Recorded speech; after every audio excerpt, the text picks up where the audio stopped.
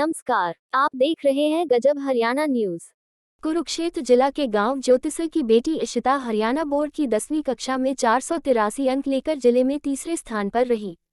बेटी इशिता को बधाई देने के लिए डॉक्टर राजरूप फुलिया पूर्व अतिरिक्त मुख्य सचिव हरियाणा सरकार उनके घर पहुंचे। नमस्कार, आप देख रहे हैं गजब हरियाणा न्यूज। आज हम गांव ज्योतिसर में पहुंचे हैं और यहाँ के जो बेटी तीसरे स्थान पर रही जिले में, तो आज यहाँ पर उनको सम्मानित करने के लिए हरियाणा सरकार में रहे अतिरिक्त मुख्य सचिव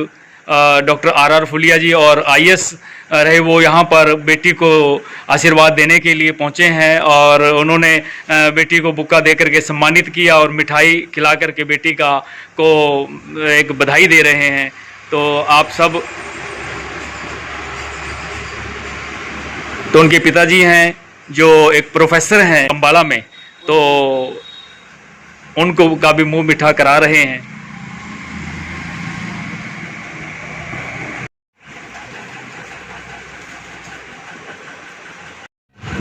नमस्कार, आप देख रहे हैं गजब हरियाणा न्यूज। आज हम गांव ज्योतिसर में सुरेंद्र रंगा जी हैं, उनके घर पे हम पहुंचे हैं। उनकी बेटी ने जो जिले में हरियाणा शिक्षा बोर्ड की परीक्षा में 10वीं कक्षा में उन्होंने 483 अंक लेकर के तीसरा स्थान हासिल किया है। तो आज हम उनके साथ हैं, बेटी हमारे साथ है इशिता, तो उनसे इसके बारे में बातचीत करेंगे कि बेटी ने जो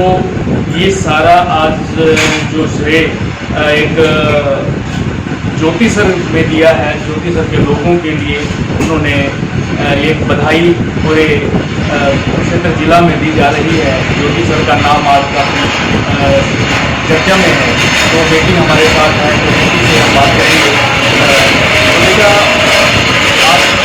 483 अंक मिले हैं, आपको बहुत बहुत बधाई। और आपने कितनी मेहनत उसके पीछे की, कितना आपको रहा?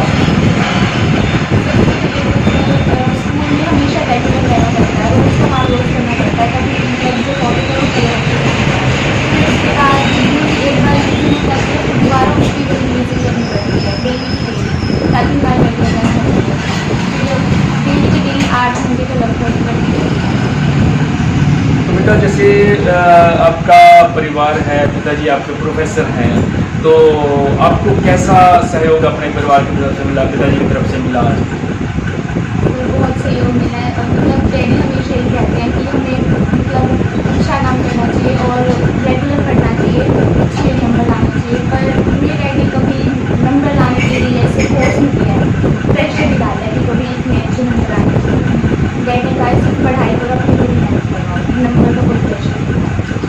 तो उसके बाद भी आप, जैसे आपके दूर के भाई बहन होंगे, जो बच्चे हैं, छोटे छोटे भाई बहन हैं, तो उनके बीच में आपने रह कर की पढ़ाई की और आपने इस मुकाम को हासिल किया, तो आपको किन किन परिस्थितियों का सामना करना पड़ा? परिवार में कभी कभी हो जाता है कि भाई बहनों में, पर सबने ये है कि मतलब पढ़ाई करने में कभी परेशान नहीं किया, तो सबने पूरा सही किया। तो बेटा, अब आपका मतलब जो गोल क्या है, आपका जो एम है वो क्या है? मैं इससे आगे पहले तो नीट की प्रिपरेशन करूँगी 2 साल सेल्फ स्टडी से, फिर नीट प्रिपरेशन के बाद MBBS। तो और आप जो बच्चे हैं और उनको आपका क्या संदेश रहेगा कि उनको क्या कहना? मैं बस यही कहना चाहूँगी कि अपना रोज़ का काम रोज़ को अपनी रेगुलरनेस बनाए रखो, ताकि हमारे सारे टॉपिक जल्दी से जल्दी क्लियर होते रहें और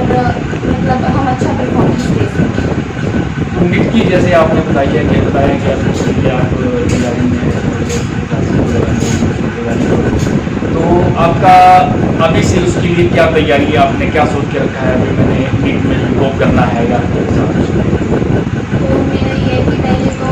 मैं अपना सारा काम जितने भी सिलेबस है पहले उसको कवर करूँगी, प्लस का फिर रिवाइज,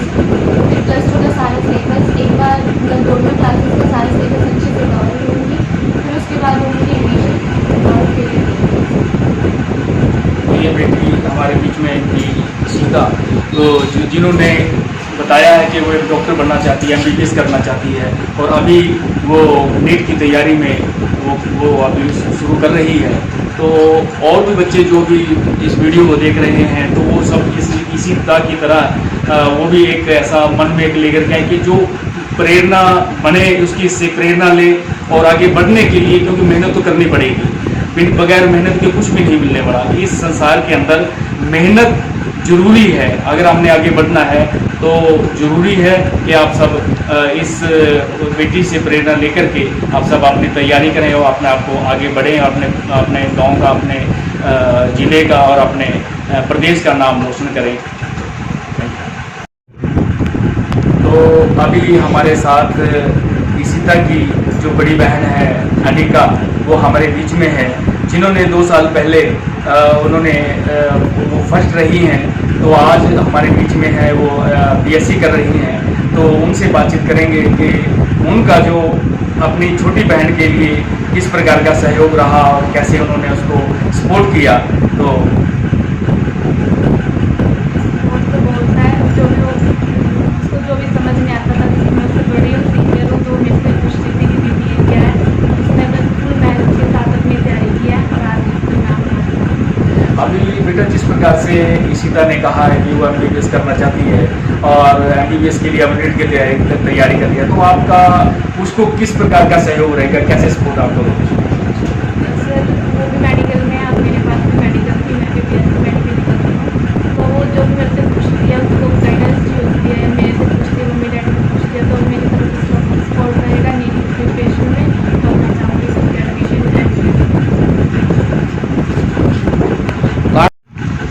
तो हमारे बीच में बेटी इशिता, जिन्होंने तीसरा स्थान जिले में हासिल किया है,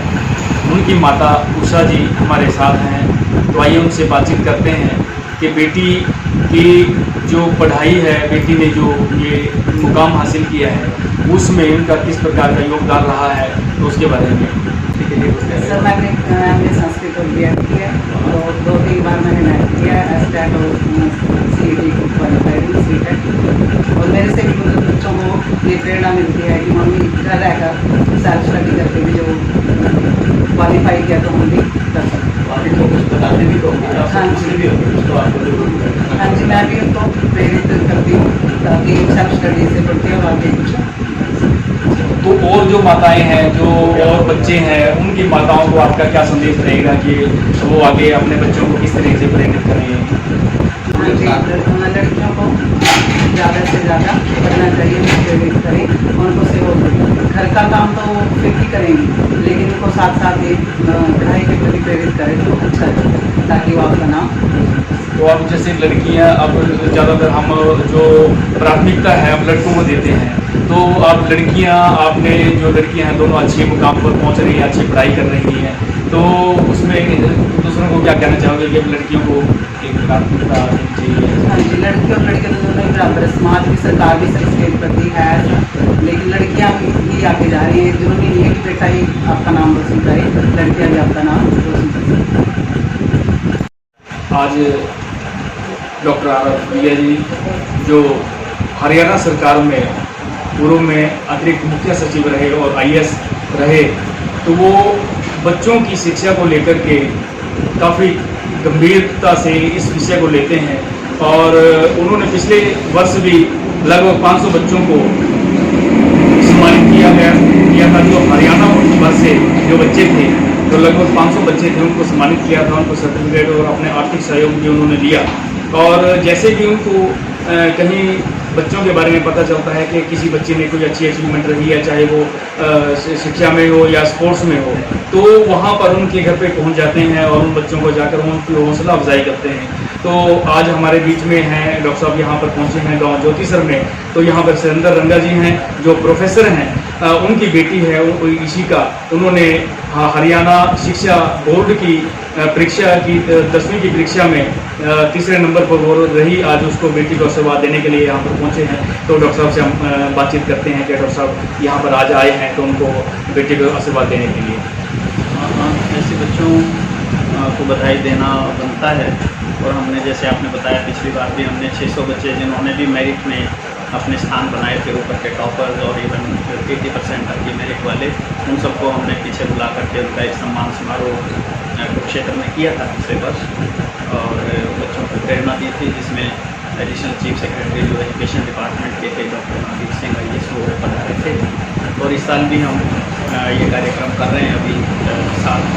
9 जुलाई को करेंगे हम इस कार्यक्रम को दोबारा, जिसमें भी सारे बच्चों को, क्योंकि सब बच्चों के घरों में पहुँच पाना संभव नहीं हो पाता है, तो इसलिए हम सबको बुला करके सम्मानित करते हैं। हाँ, कुछ बच्चे ये जो विशेष हैं, जो टॉपर्स हैं, तो उनके घरों में जाने की कोशिश करते हैं। वहाँ पे जब उनके साथ संपर्क बनता है तो ऐसा वो बच्चे उपलब्ध होते हैं, क्योंकि कई बार बच्चे या उनके माँ बाप भी अपने कामों में अलग जगह होते हैं इस तरह से। तो आज हम यहाँ पहुँचे हैं इशिता के घर ज्योतिसर में, और शैलेंद्र जी उनके पिताजी, उनके माता जी तो खुद अच्छे पढ़े लिखे हैं, अच्छे पढ़ते हैं, तो उनके घर पे हैं। और उनकी जो पढ़ाई और अपनी जो प्रगतिशील सोच है उसका उन बच्चों पर असर है। तो दोनों बेटियाँ आप देख रहे हैं कि उन्होंने अच्छी परफॉर्मेंस एजुकेशन में जो है अच्छे रिजल्ट्स दिए हैं, टॉपर्स में रही हैं, और आगे भी उनकी जो तमन्नाएँ हैं, आगे का उनका जो रास्ता है वो भी बहुत उन्होंने अच्छे हायर गोल सेट किए, और मैं समझता हूँ वो पूरे होंगे। तो डॉक्टर साहब, आप जिस प्रकार से एक IAS भी रहे हैं और अच्छे आप हरियाणा सरकार में अच्छे कुछ पद पर भी रहे हैं, तो और भी ऐसे पदाधिकारी हैं और भी ऐसे अधिकारी भी रहे हैं जो अच्छे पदों पर रहे हैं, और आप में वो जज्बा, वो आपके अंदर वो बच्चों के प्रति, एजुकेशन के प्रति वो एक भूख जिसको हम कहते हैं वो दिखती है कि बच्चों को आप उसको प्रेरणा कर दें, प्रेरित उसको करें। तो आज मतलब ज़्यादातर यही देखने में मिला और आप कर रहे हैं। तो आपको ऐसा क्यों ऐसा आपको लगा कि हम बच्चों को प्रेरित करना चाहिए, प्रेरित करना चाहिए? नहीं, तो सभी को ही करना चाहिए, क्योंकि बच्चों और युवा को अगर हम प्रेरित नहीं करेंगे और उनको रास्ता दिखाने में सहयोग जो हम दे सकते हैं, वो हम इंडिविजुअली या मिल करके, जैसे जो भी दोनों तरह से दिया जा सकता है, वो अगर हम नहीं देंगे तो फिर डेफिनेटली हमारी जो युवा पीढ़ी है, हमारा जो भविष्य है, वो इतना ज़्यादा बेहतर नहीं बन सकेगा। जो उसमें पोटेंशियल है वो उनका पूरा वो नहीं होगा, तो उससे नुकसान होगा। तो इसलिए ये हमारा दायित्व बनता है, क्योंकि हम सब इस संसार में आए हैं, परिवारों में हैं, हम सबका एक दूसरे से जुड़ाव है। कहीं हम एक क्षेत्र में रहते हैं तो क्षेत्र वालों से जुड़ाव है, देश से जुड़ाव है, प्रदेश से जुड़ाव है, हरियाणा से जुड़ाव है। तो हम सबकी जिम्मेवारी बनती है, क्योंकि जैसे घर में बड़ों की जिम्मेवारी बनती है, जिन्होंने कुछ पढ़ लिया है, सीख लिया है, जिन्होंने कुछ दुनिया को देख लिया है, तो उनकी जिम्मेवारी बनती है कि वो मतलब इस बात में सहयोग करें, और जो दूसरे लोग हैं, युवा हैं, बच्चे हैं, उनको इस बारे में मार्गदर्शन दें, ताकि वो बच्चे अपना सही रास्ता और अच्छे पोटेंशियल पे वो जा सकेंगे। डॉक्टर साहब, आपने बताया कि पिछले साल भी आपने लगभग 500 बच्चों को सम्मानित किया था, और अब भी आप पूरे हरियाणा भर से जो बच्चे अच्छे मुकाम पर वो पहुँचे हैं, जिन्होंने अच्छी जो अचीवमेंट उनकी एजुकेशन में रही है, तो अब भी आप उनको सम्मानित कर रहे हैं। तो आपको ये लिस्ट कैसे आपको मिली, या आपने किस प्रकार से ये सारा जो प्लान बनाया है, इसका खर्चा है ऐसा? क्योंकि ऐसा तो नहीं कि पूरे हरियाणा के बच्चों को इकट्ठा करना तो वैसे तो बात नहीं होती, उसके लिए खर्चे भी होते हैं, उनको सम्मानित करना उसके लिए भी खर्चा होता है, और तो उसके हाँ नहीं, ये तो लिस्ट वगैरह तो मिल जाती, क्योंकि बोर्ड के पास इसका रिकॉर्ड होता है। हालांकि उनसे अप्रोच करके करना पड़ता है, हर एक को शायद ना भी उपलब्ध हो जो कोई इस तरह का करना चाहे, तो लिस्ट तो मिल जाती है। पर उसमें जो बड़ा काम होता है वो ये होता है कि जो बच्चे हैं उनके साथ में कांटेक्ट करना, हर एक बच्चे के पास में बात करके उनको इसके बारे में बताना, और इस तरह आयोजन करना, और आयोजन करके उसमें बच्चों को सम्मान करने के लिए जो चीज़ें मोमेंटो, मेडल्स, सर्टिफिकेट्स, इस तरह की जो भी चीज़ें हैं तो उनकी व्यवस्था करना, और कार्यक्रम की व्यवस्था करना, उसमें जो बच्चे आए उनके खाना पीना, दूसरी चीज़ें और ये बातें, तो वो चीज़ें करने में जो जैसे सामान्य आप कार्यक्रम करते हैं तो उसमें मेहनत लगती है, ऐसा तो वो करनी पड़ती है, और जिसमें हम खुद ही मेहनत करते हैं, क्योंकि हम किसी को ज़्यादा वो नहीं करते। सहयोगी जो मिल जाते हैं तो उनसे सहयोग लेते हैं, लेकिन हमारा जो लक्ष्य है वो सिर्फ एक बच्चों को सम्मान करना एक चीज़ है, जिससे उनको थोड़ा हौसला होता है। वो किसी कार्यक्रम में आते हैं, उसमें कोई और अधिकारी होते हैं, दूसरे लोग होते हैं, तो उनसे सुन करके उनको प्रेरणा मिलती है। कोई बातें अगर उनकी हैं मन की, उन्होंने कोई गाइडेंस चाहिए और चाहिए, तो इस तरह की चीज़ों के भी बारे में भी उनके साथ में तालमेल होता है कि अगर किसी को कुछ ऐसी बातें चाहिए। लेकिन जो सही लक्ष्य है जो हमारा, और हम ये जो चाहते हैं जिस दिशा में बढ़ना, वो ये है कि ये जो बच्चे कम से कम जिनमें पढ़ने की अपनी लगन है, बिना उनको मेहनत करे, बिना उनको किसी तरह बांधे हुए वो अच्छी तरह से पढ़ते हैं, पढ़ने की लगन है, तो ऐसे बच्चे जो है समाज में बहुत अच्छी ऊंचाइयों पर जाएंगे। तो उनको इस तरह का माहौल मिले, इस तरह के प्लेटफॉर्म मिले, इस तरह के वो मिले कि वो जो है और ज़्यादा नई तरीके से, क्योंकि अभी तो ये बच्चे सिर्फ मार्क्स लेने में वो हैं कि अपनी मेरिट में, अपने मार्क्स में सबसे ऊपर आ रहे हैं, लेकिन दुनिया को जानना, दुनिया की और चीज़ों को जानना, पर्सनैलिटी को निखारना और अलग अलग विषयों के बारे में प्रकट होना, दूसरी विधाएँ हैं, बोलने की विधा है, खेलने की विधा है, कोई और आर्ट की विधा है, कोई दूसरी चीज़ें हैं, तो संसार में जिनकी भी कीमत है, वैल्यू है, तो उनमें भी बच्चे निखरें और चीज़ करें, ताकि वो सिर्फ एक नंबर लेने में कि उन्होंने 98% मार्क्स ले लिए और अपनी और हेल्थ को ठीक नहीं रख पाए और चीज़ नहीं कर पाए, तो उनमें भी उनका निखार है। क्योंकि हम लोग भी इसी रास्तों से निकल करके आए, हमारे इस तक जो पहुँचे, गांव के स्कूल से निकल के, ये बच्चे तो फिर भी पब्लिक स्कूलों में पढ़ते हैं, अच्छे माहौल हैं इनके पास मिले हुए। हम लोग तो गवर्नमेंट स्कूलों से पढ़ करके भी यहाँ पहुँचे, पर वो वही बात है कि जो लगन इन बच्चों में है, इधर उधर का भटकाव नहीं होना और अपने काम में लगन से रहना, तो ये चीज़ें उन बच्चों को सिखाने की ज़रूरत होती है। लेकिन मैं आजकल देख रहा हूँ कि जो भी बच्चे जो मेरिट के ऊपर जाने वाले हैं, वो अधिकतर ज़्यादा जिसको कहते हैं ना किताबी उसमें लगे रहने वाले, सुबह से लेकर रात तक वो उसी किताब में ही लगे रहते हैं, उनका हेल्थ, उनकी आँखें, कईयों की और चीज़ें, तो ये भी एक सही तरीका नहीं है। हम लोगों ने जो किया, हमने खेलते हुए किया, गाँव में खेलते हुए, पेड़ों पर चढ़ते हुए, कबड्डी खेलते हुए, समय ऐसे आवारा गवाते हुए, खेतों में जाते हुए, खेत काटते हुए, अपने घर की मेहनत करते हुए, तो मतलब उसमें रहते हुए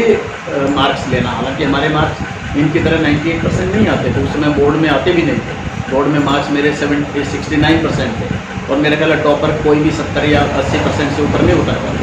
तो अलग तरह की आज की चीज़ें, लेकिन उसका मतलब ये नहीं था कि हमारी कोई बुद्धि, समझने की ताकत और हमारी इंटेलिजेंस जो कोई इन बच्चों से कम थी, इनसे ज़्यादा ही होगी, नहीं तो बराबर में जरूर होगी। तो पर हमारा एक बैलेंस्ड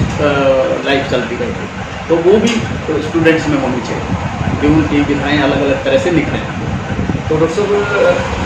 ऐसा कोई आपकी तरफ से कोई सहयोग ऐसा रहेगा कि बच्चों को एक IAS की कोचिंग के लिए या फिर SCS की कोचिंग के लिए या फिर कोई और ऐसे बच्चों को आगे बढ़ने के लिए ऐसा कोई कोर्सेज वगैरह कुछ चलवाने का या चलाने का कोई ऐसा भविष्य में आपका प्लान रहेगा? हाँ, मेरे दिमाग में ये रहा है और हम इस दिशा में प्रयासरत हैं कि हम कोई इस तरह के प्लेटफार्म क्रिएट करें, क्योंकि आजकल टेक्नोलॉजी का ज़माना है, डिजिटल ज़माना है, IT का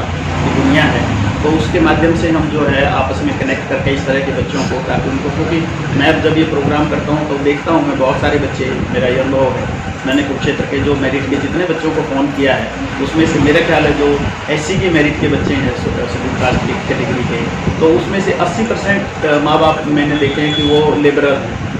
उनका कोई गवर्नमेंट जॉब नहीं है या कोई स्थायी सोर्स ऑफ इनकम नहीं है, तो वो अपने माँ बच्चों को इस तरह से पढ़ा रहे हैं। तो उनको तो आगे कुछ पता नहीं कि मेडिकल लेना मेरे बच्चे ने तो कैसे करना है, किधर जाना है, क्या करना है, तो वो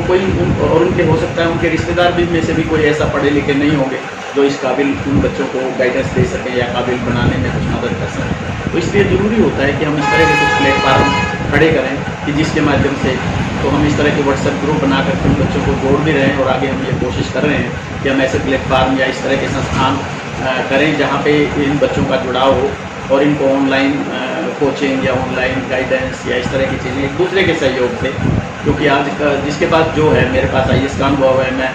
मैंने PhD की हुई है, मैंने 4 MA किया हुआ है, LLB किया हुआ है, तो ये सारी जो एजुकेशन का अनुभव है, जैसे इनकी माता जी को ने काफ़ी सारी टेक्निकल और एजुकेशनल डिग्रीज ले रखी हैं, तो वो इस काबिलियत के माध्यम से अपने बच्चों को, दूसरे बच्चों को भी इस चीज़ के लिए मदद कर सकती हैं जब भी उनको स्पेयर टाइम मिले। तो हम इस तरह के प्रयास कर रहे हैं कि इस तरह लोगों को जोड़ के जो अपने काबिलियत से अपना थोड़ा समय दे करके जो है ये कलेक्टिव जो समाज के बच्चों की भलाई है, पूरे प्रदेश देश के बच्चों की भलाई है, उसके लिए हम कुछ कर सकें। क्योंकि शिक्षा आजकल बहुत महंगी हो गई है, प्राइवेट में चली गई है। जो भी कोई डॉक्टर बनना है, इंजीनियर बनना है, तो उसके लिए सालों सालों लगना पड़ता है, लाखों रुपए खर्च करने पड़ते हैं और बच्चों को खूब अपना वो करना पड़ता है। तो उसका कुछ अल्टरनेटिव भी हो कि जो गरीब बच्चे हैं, जो साधन संपन्न नहीं है ज़्यादा इस तरह से, तो उनको भी गाइडेंस मिले और उनको भी उस तरफ जाने का रास्ता मिले। क्योंकि दिमाग अधिकतर लोगों के पास है, बहुतों के पास होता है, और अगर उनको सही माहौल और सही सपोर्ट मिलती है तो वो मेरे ख्याल है उसी जगह पे पहुंच सकते हैं जहां बड़े घरों के बच्चे पहुंचते हैं या बड़े इंस्टीट्यूशन में पढ़ने वाले बच्चे। तो ये थे डॉक्टर R.R. खटिया जी, पूर्व IAS और एडिशनल चीफ सेक्रेटरी हरियाणा सरकार में रहे, तो यहाँ पर बेटी को आशीर्वाद देने के लिए पहुँचे हैं। तो इन्होंने यहाँ पर बहुत ही अच्छी बेटी को प्रेरणादायक और बातें कही और बहुत आगे बढ़ने के लिए उनको प्रेरित किया। तो इसी तरीके से इन्होंने और भी जगह पर जा कर के बच्चों को प्रेरणा दी और उनको आशीर्वाद दिया। तो आप सभी का बहुत बहुत धन्यवाद।